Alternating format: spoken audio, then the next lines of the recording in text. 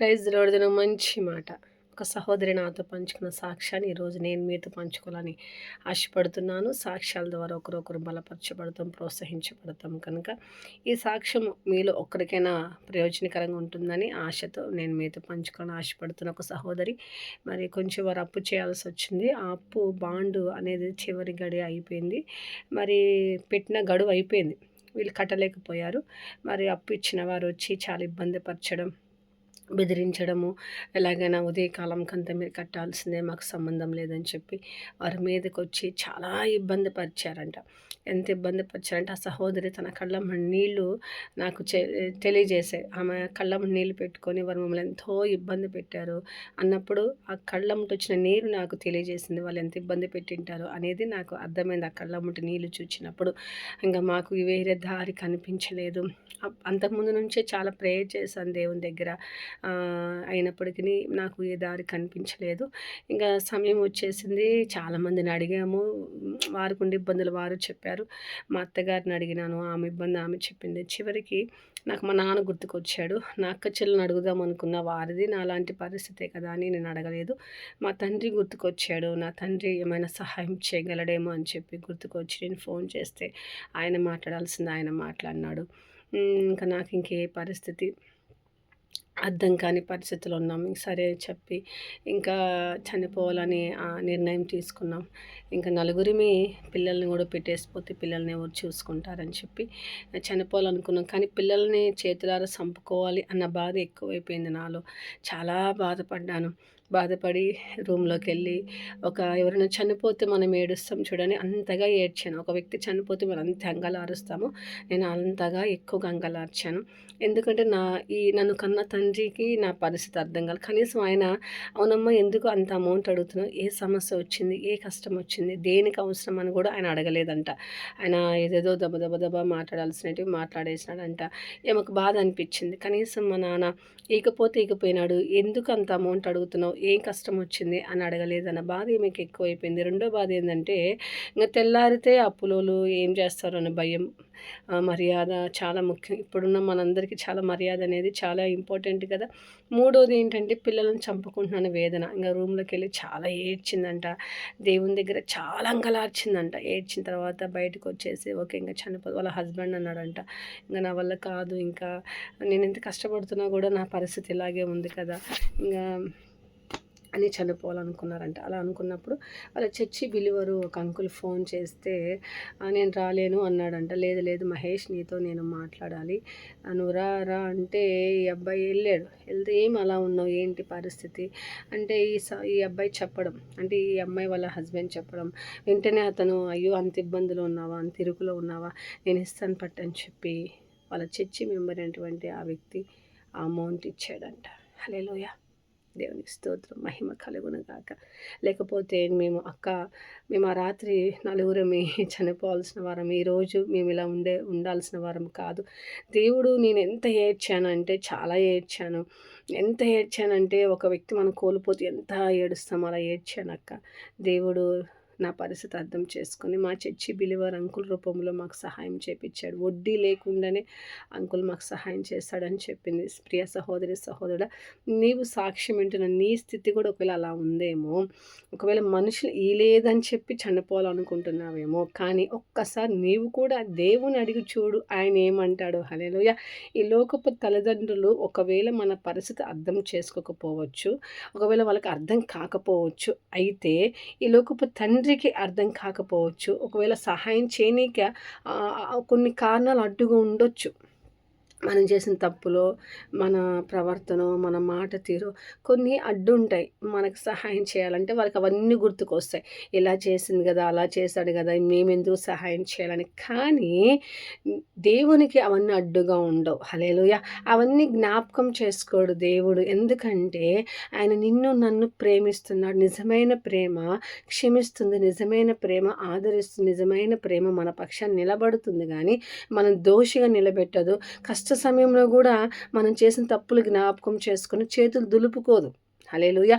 ఒక్కసారి సహోదరి, సహోదరా, నువ్వు దేవుని అడుగు చూడు. ఒక్కసారి ఆయన దగ్గర అడుగు చూడు. ఆ సహోదరు అంది కదా, ఆ క్షణం నుంచి ఏనాడు ఈ రోజు వరకు నేను ఎవ్వనో ఒక రూపాయి అడగల. నాకు ఏ కష్ట పరిస్థితి వచ్చి నా పిల్లలు బాలేకపోయినా కూడా నేను దేవుని దగ్గర కూర్చొని ఏడుస్తా. అంతే నేను నేర్చుకున్న ఆ యొక్క సంఘటన నాకు నేర్పించింది ఏంటంటే, ఈ లోక మనిషి అక్కడికి రాడు. కారణం ఏంటంటే, ఏ మనిషికి ఉండే ఇబ్బంది ఆ మనిషికి ఉంటుంది, ఏ మనిషికి ఉండే కష్టం ఆ మనిషికి ఉంటుంది. ఒకరు నచ్చితే ఒకరు నచ్చకపోవచ్చు. మనం నచ్చకపోవడం వల్ల కూడా సహాయం చేయరు కొంతమంది మనుషులు. కానీ దేవుడికి మనం నచ్చకపోయినా ఒకటి నచ్చదు. ఏంటో తెలుసా? మనం ఏడ్చడం. హల్లెలూయా. ఆయన గాయాలు రేపినా, ఆయన మనం ఇబ్బంది పెట్టినా, ఆయనకు అవమానం తెచ్చినా, ఆయనకి మనం ఏడ్చడం ఇష్టం ఉండదు సంగమా. ప్రియ సహోదరుడు, సహోదరుడా, నీవు ఇరుకులో ఉన్నావా? ఇబ్బందుల్లో ఉన్నావా? ఇరకాటంలో ఉన్నావా? అప్పుల్లో ఉన్నావా? శోధనలో ఉన్నావా? ఆ సహోదరి తన తండ్రి ఇవ్వలేదని, తన బంధువులు సహాయం చేయలేదని చనిపోవాలనుకుంది. కానీ చనిపోయే ముందు దేవుని జ్ఞాపకం చేసుకుంది. అందరిని అడిగినా కదా, ఒకసారి ఈయన కూడా అడుగు చూద్దామని చెప్పి ప్రార్థన చేస్తే దేవుడు ఇంకొక రూపంలో వారికి సహాయం అందించాడు. నువ్వు చచ్చిపోవడం, నేను చచ్చిపోవడం ఆయనకి ఇష్టం ఉండదండి. హల్లెలూయా.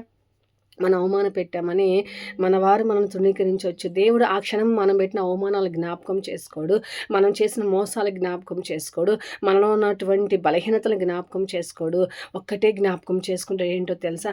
నా దగ్గరికి వచ్చి ఈమె ఏడుస్తుంది. హల్లెలూయా. అతను ఏడుస్తున్నాడు. నా కుమారుడు, నా కుమార్తె నా కాడికి వచ్చి ఏడుస్తున్నారు నాన్న అని చెప్పి నన్ను పిలుస్తున్నారు. నేను తండ్రిగా సహాయం చేయాలని చెప్పి తన రక్త మాంసాలను మన కోసం దారపోసిన వాడు నా ఇబ్బందిని తొలగించలేడంటాడా. కాబట్టి నువ్వు చెడ్డ నిర్ణయాలు తీసుకోక, తప్పు నిర్ణయాలు తీసుకోక, దేవుని సన్నిధిలో ప్రార్థన చేయడం నేర్చుకోవాలి. మనుషుల దగ్గరికి వెళ్ళి సహాయం చేయడం నేర్చుకోవడం కాదు, దేవుని దగ్గర సహాయం అడగడం నేర్చుకోవాలి. మనుషుల దగ్గర సహాయం మనం ఎంతసేపు మనుషుల వైపే చూస్తాము. ఎందుకు ఇస్తారండి నీకు నాకు? ఏం అవసరం ఉండి ఇస్తారండి? ఎంతసేపైనా మనల్ని తుణీకరించేవారు మనకి ఎలా ఇవ్వగలరు? వాళ్ళ బ్యాంకులో లక్షలు ఉన్నప్పటికీ వారి మనసు ఒప్పుకోదు. కానీ దేవుడు అంటాడు కదా, ఇదిగో నేను ప్రేమిస్తున్నా. ఎలా ప్రేమించాడంటే తన రక్త మాంసాలను మన కోసం ఇచ్చినవాడండి ఆ దేవుడు. కనుక నీవు నేను కళ్ళం నీళ్లు పెట్టుట, మరణించుట ఆయనకి ఇష్టం ఉండదు. అప్పుల వల్ల, ఇబ్బందుల వల్ల, అవమానాల వల్ల, కష్టాల వల్ల నీవు నేను చచ్చిపోవుట ఆయనకి ఇష్టము ఉండదు. హల్లెలూయా. అపవాదిగాడు వచ్చి చెప్పొచ్చి ఏసై కాడికి వచ్చి, ఏమి ఆమెకు సాయం చేస్తున్నావు, ఏమి అతనికి సాయం చేస్తున్నావు, ఇన్ని చేసినారు, నీకెంత అవమాన పనులు చేశారు, నేను నమ్ముకుని కూడా ఈ చెడ్డ పనులు చేశారు, ఆ చెడ్డ పనులు చేశారు అని చెప్తాడు అపవాది. అయినా దేవుడు అవి వినాడు. కేవలం నీ కళ్ళమ్మటొచ్చి కన్నీరు చూస్తాడు, నీ గుండె బరువును చూస్తాడు, నీ చుట్టూ అల్లుకున్న ఆ సమస్యను శోధనను చూస్తాడు. అదే ఈ లోక మనుషులైతే పక్కనోళ్ళు మాటలేని మనల్ని తృణీకరిస్తారు. పక్కనోళ్ళు చెప్పినట్టు ఎక్కువ ఇంపార్టెంట్ ఇస్తారు. మనల్ని అడగరు కనీసం వచ్చి, ఏమి ఇలా చేసావా, ఇలా మాట్లాడినావా, పలానాళ్ళు వచ్చి నాకు నీ గురించి ఇలా చెప్పాలని కనీసం మనకి మాట్లాడే అవకాశం కూడా ఇవ్వరు. పక్కనోళ్ళ మాటలు ఎక్కువ ఉంటారు. కానీ దేవుడు పక్కనోళ్ళ మాటలు నీవి నా విషయంలో వినరు. కారణం ఏంటంటే మరణించాడు నీ కోసం, నా కోసం, ప్రాణం పెట్టాడు నీ కోసం, నా కోసం, రక్తం కార్చాడు నీ కోసం, నా కోసం. అలాంటి తండ్రి నీవు నేను ఏడుస్తుంటే చూడగలుగుతాడా? చూడలేడండి. ఒకడు గుర్తుపెట్టుకు, ఈ లోకపు తల్లిదండ్రులు సహాయం చేయకపోవచ్చు, ఈ లోకపు తల్లిదండ్రులు మన వైపు నిలబడకపోవచ్చు, ఈ లోకపు తల్లిదండ్రులు మన పరిస్థితి అర్థం చేసుకోలేకపోవచ్చు. ఎందుకంటే వాళ్ళ కారణాలు వాళ్ళకు ఉంటాయి, మన బంధువులు వాళ్ళ కారణాలు వాళ్ళకు ఉంటాయి. కాకపోతే దేవుడికి అర్థం చేసుకునే మనసు ఉంది. ఆయన అడుగు చూడొక్కసారి. ఏ మనిషికి అడిగి కళ్ళం నీళ్ళు పెట్టుకొని, నేను ఫీజు కట్టాలి, నేను అప్పు కట్టాలి, నా వ్యాపారం పడిపోయింది అని చేయి జాపి కళ్ళం నీళ్ళు పెడుతున్నావా? అదే చెయ్యి, అదే కన్నీరు ఆ పరలోకపు తండ్రి దగ్గర పెట్టు. ఆయన నన్ను దాటిపోడు. అపవాదు చిన్ని కారణాలు చెప్పిన, ఎంతగా ఏసే దగ్గరికి వచ్చి మాట్లాడిన దేవుడు అపవాదిని పక్కన నెట్టేసి, దేవుడు నీ కన్నీటిని చూస్తాడు, నీ చుట్టూ అల్లుకున్న వలయాన్ని చూస్తాడు. ఈ లోకపు మనుషులైతే, అప్పుడు నాకు ఇలా చేసింది కదా, నేను ఎందుకు చేయాలి, అప్పుడు ఇలా చేసింది కదా, నేను ఎందుకు చేయాలి, చూచారా, చచ్చిపోవాలనుకున్న వారికి దేవుడు ఏలియాకి ఎలా సాయం చేస్తాడు? కాకోలము ద్వారా దేవుడు వారి చర్చిలోనే ఒక వ్యక్తిని లేపి బయటికి, ఆ వ్యక్తి ఆ క్షణం ఫోన్ చేయడం ఏంటి, ఆ వ్యక్తి ఆ క్షణం బలవంతం చేసి రా అని పిలవడం ఏంటి, ఈ వ్యక్తి వెళ్ళడం ఏంటి, ఆ వ్యక్తి ఒక్క రూపాయి వడ్డీ లేకుండా, ఇదిగో కట్టుకో, నీ కాడున్నప్పుడు నాకు అని చెప్పి ఇయ్యడం ఏంటి చూసారా? దేవుడు ఎంత ఈజీగా పరిస్థితి మార్చేశాడో చూసారా? ఎంత సులభంగా మారిపోయిందో చూసారా? కానీ అందరిని అడిగినప్పుడు ఆ పరిస్థితి చాలా కష్టతరంగా, కానీ యేసయ్యని అడిగినప్పుడు మాత్రం ఆ పరిస్థితి చాలా సులువుగా మార్చబడింది. సంగమా, ప్రియ సహోదరి సహోదరా, మన జీవితంలో నాకైనా ఉంటే ఇబ్బంది, నీకైనా ఉంటాయి. మనకు ఒక మంచి అలవాటు కలిగి ఉండాలి. దేవుని అడిగే అలవాటు కలిగి ఉండాలండి. మనుషుల కడుపు ఎంత భంగపోతామండి. అదే యేసయ్య కాడ కూర్చొని, అయ్యా నా పరిస్థితి ఇదయ్యా, నా కష్టం ఇలా ఉందయ్యా, నా ఇబ్బంది ఇలా ఉందయ్యా, నాకు సహాయం చేయయ్యా అని ఆయనని మన తండ్రిగా భావించి ఆ తండ్రిని అడుగుదాం. ఈ లోకపు తండ్రికి మనం చేసినట్టు అడ్డుగా ఉండొచ్చు ఒకవేళ సహాయం చేయడానికి, కానీ ఆ పరలోకపు తండ్రికి మనం చేసినట్టు అడ్డుగా ఉండవు సహాయం చేయడానికి. కారణం ఏంటంటే మన కళ్ళమ్మటి కన్నీరు చూస్తాడు, బరువెక్కిన గుండెని చూస్తాడు, ఆయన చుట్టూ అల్లుకున్నటువంటి వలయాన్ని చూస్తాడు. ఆయన అడుగుతాడు, ఏమ్మా గుడ్డివాడు, అయ్యా దావీదు కుమారుడు దాటిపోకంటే నేనేం చేయాలి నీకని అడిగాడు. ఈ లోకంలో మనుషులు మనం అడిగితే అసలు కారణం కూడా అడగారు, ఎందుకు అడుగుతుందో, ఏం కథ, ఏందో, అంత కష్టం ఏమొచ్చిందో.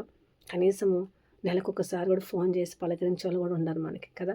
ఎక్కడ మీదకి వచ్చేస్తారో, ఎక్కడేం అడుగుతారని భయం ఉంటుంది వాళ్ళకి.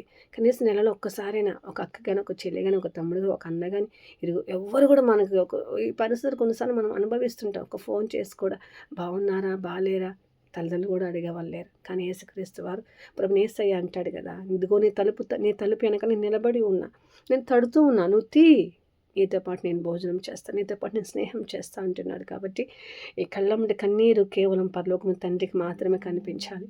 ఈ లోకంలో అక్కడికి రాని మనుషుల దగ్గర ఈ కన్నీరు కనిపించాల్సిన అవసరం లేదు. హల్లెలూయా. కాబట్టి నీవు కూడా వింటున్న నీవు ఖచ్చితంగా ప్రార్థిస్తావని, దేవుని నుంచి మేలులు పొందుతావని, నీ చుట్టూ అల్లుకున్న వలయాన్ని తప్పించుకుంటావని, నీ పరిస్థితులు నీ పరలోకపు తండ్రి ద్వారా సరి చేసుకుంటావని నమ్ముతున్నా, ఆశిస్తున్నా. దేవుడు మిమ్మల్ని దీవించి ఆశీర్వదించును గాక. ఆమేన్.